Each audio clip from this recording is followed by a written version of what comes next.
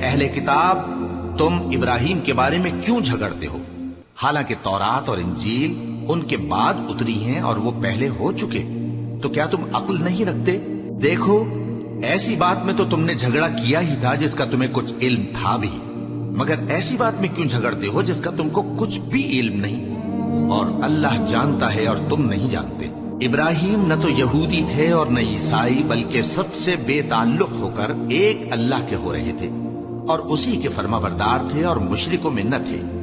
ابراہیم سے زیادہ قرب رکھنے والے تو وہ لوگ ہیں جو ان کی پیروی کرتے رہے، اور یہ پیغمبر آخر الزماں صلی اللہ علیہ وآلہ وسلم اور وہ لوگ جو ایمان لائے ہیں، اور اللہ مومنوں کا کارساز ہے۔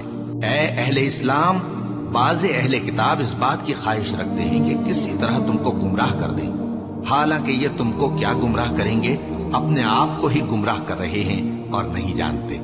اے اہل کتاب، تم اللہ کی آیتوں سے کیوں انکار کرتے ہو اور تم تورات کو مانتے تو ہو؟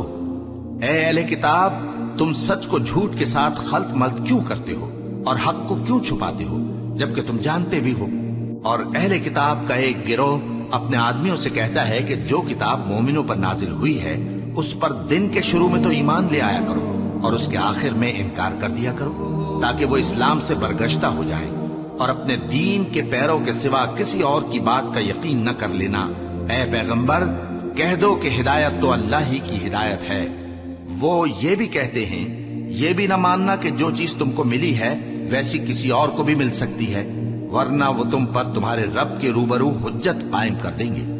اے پیغمبر، کہہ دو کہ بزرگی اللہ ہی کے ہاتھ میں ہے، وہ جسے چاہتا ہے دیتا ہے، اور اللہ کشائش والا ہے، علم والا ہے، وہ اپنی رحمت سے جس کو چاہتا ہے خاص کر لیتا ہے، اور اللہ بڑے فضل کا مالک ہے۔ اور اہل کتاب میں سے کوئی تو ایسا ہے کہ اگر تم اس کے پاس دیناروں کا ڈھیر امانت رکھ دو تو تم کو فوراً واپس دے دے، اور کوئی اس طرح کا ہے کہ اگر اس کے پاس 1 دینار بھی امانت رکھو تو جب تک اس کے سر پر ہر وقت کھڑے نہ رہو تمہیں دے ہی نہیں، یہ اس لیے کہ وہ کہتے ہیں کہ امیوں کے بارے میں ہم سے مواخذہ نہیں ہوگا۔ یہ اللہ پر محض جھوٹ بولتے ہیں اور اس بات کو جانتے بھی ہیں۔ ہاں، کیوں نہیں، جو شخص اپنے اقرار کو پورا کرے اور پرہیزگار بنا رہے تو اللہ بھی پرہیزگاروں کو دوست رکھتا ہے۔